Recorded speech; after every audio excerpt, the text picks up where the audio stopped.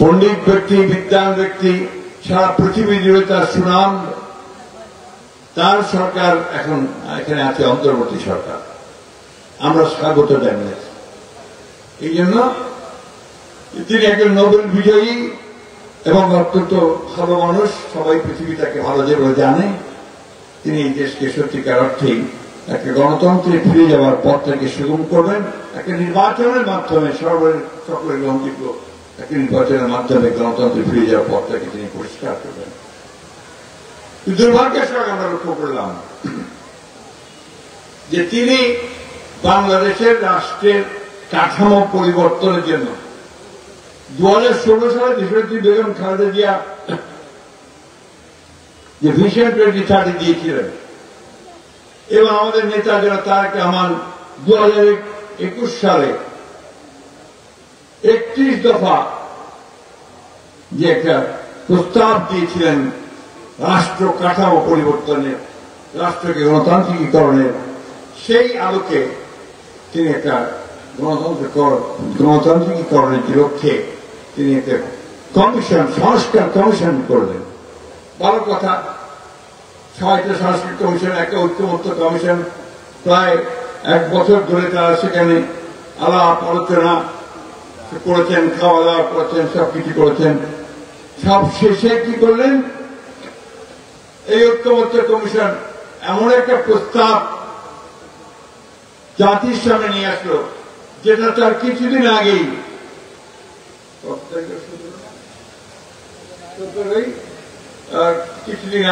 পার্লামেন্টের সামনে সংস্কারগুলোকে সই করলাম, আমরা স্বাক্ষর করলাম সব রাজনৈতিক দলগুলো 17 অক্টোবরে সই হয়ে গেছে।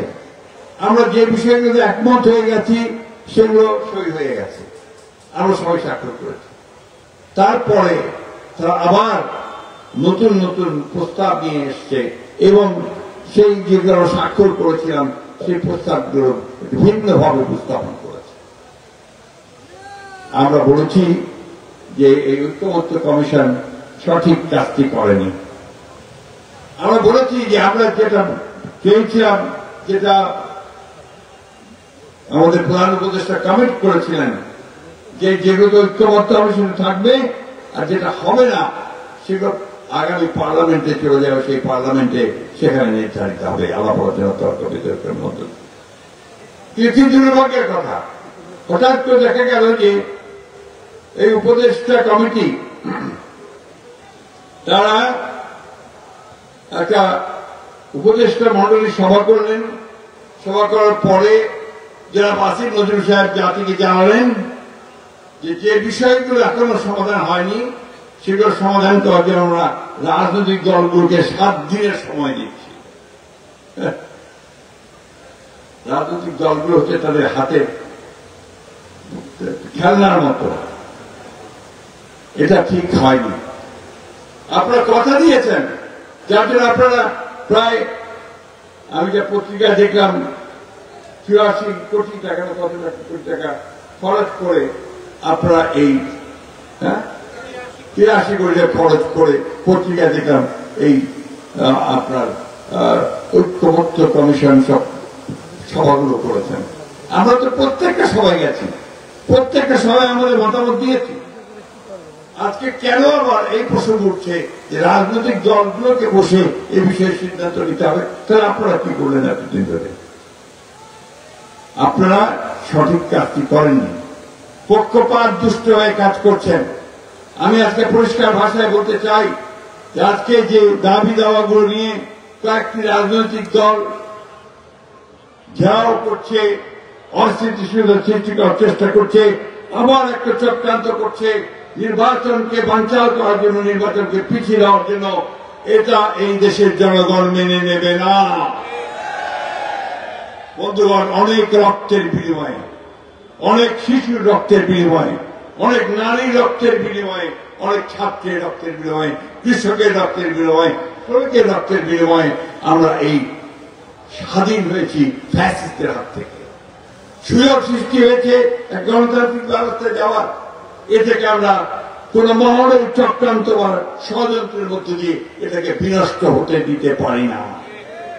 আমরা অনেক দায়িত্বশীলতার পরিচয় দিচ্ছি। আমরা এখন পর্যন্ত কোন বিষয়ে রাস্তায় নামিনি, কিন্তু মনে রাখবেন বিএনপি কোন ভেসে আসল দল নয়। বিএনপি এই দেশের জনগণের গড়া একটি দল, শহীদ জিয়াউর রহমানের দল, স্বাধীনতার ঘোষকের দল। এই দল দেশনেত্রী বেগম খালেদা জিয়ার গণতন্ত্রের জন্য সংগ্রাম করা, আপসের সংগ্রাম করা সেই নেত্রীর দল। এই দল আমাদের সমস্ত মানুষগুলো ৬০ লক্ষ মানুষের বিরুদ্ধে মিথ্যা মামলা, ২০,০০০ মানুষকে হত্যা, ১৭০০ মানুষকে দেখবেন না বা অবজ্ঞা করে দেখবেন না। আমরা যদি রাস্তায় নামি তাহলে কিন্তু রাজনৈতিক বিষয়গুলো ভিন্নভাবে আসবে। তাই খুব পরিষ্কার করে বলতে চাই যে আপনারা এসব বাদ দিন, যে বিষয়গুলো সমাধান হয়েছে সেই বিষয়গুলোকে পড়ে দিন, যেগুলো হয়নি সেগুলো পার্লামেন্টে আগামী নির্বাচনে মধ্যে দিয়ে যে পার্লামেন্ট গঠিত হবে সেই পার্লামেন্টে সিদ্ধান্ত নেওয়া হবে।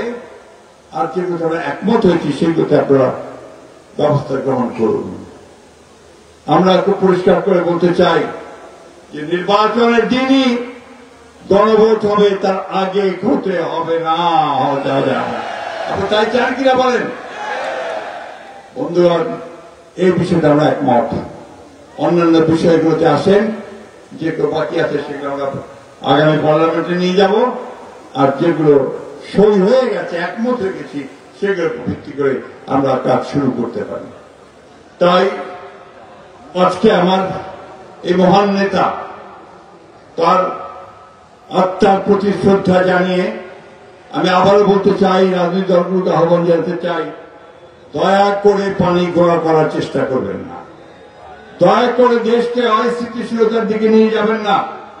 দয়া করে দেশে মানুষকে অশান্তিতে ফেরার কোনো ব্যবস্থা করবেন না। আমরা বহু সংগ্রাম করেছি, বহু লড়াই করেছি। আপনারা আজকে নতুন করে শুরু করতে যাচ্ছেন আপনাদের রাজনৈতিক ফায়দা হাসিল করবার জন্য, সেটা এই দেশের মানুষ কিন্তু কোনো মতেই মেনে নেবে না। সরকারকে পরিষ্কারভাবে বলতে চাই, আর চাল বাড়া না করে অবিলম্বে নির্বাচনের শিডিউল ঘোষণা করার ব্যবস্থা করুন এবং ঐক্যমত্যে যেগুলো সিদ্ধান্ত হয়েছে সেগুলো নিয়ে সামনের দিকে এগিয়ে যান। অন্যথায় আপনারা কিন্তু ব্যর্থ সরকারে পরিণত হবেন এবং এর সব জবাবদিহিতা আপনাদেরকে করতে হবে। বন্ধুগণ, আমরা আজকে অত্যন্ত শোকাহত হয়ে আমরা আবারও আমাদের নেতা জনাব তারেক রহমান, জনাব তরিকুল ইসলাম সাহেবের প্রতি গভীর শ্রদ্ধা জানাচ্ছি, তার আত্মার মাগফিরাত কামনা করছি এবং তার পরিবারের সদস্যদেরকে, যারা সবাই রাজনীতিতে জড়িত এবং দেশের কল্যাণের সঙ্গে জড়িত, তাদেরকে যারা আরো শক্তি, আরো সুস্বাস্থ্য আল্লাহ তাআলা দান করেন, সেই দোয়া আল্লাহ তাআলার কাছে চাইছি।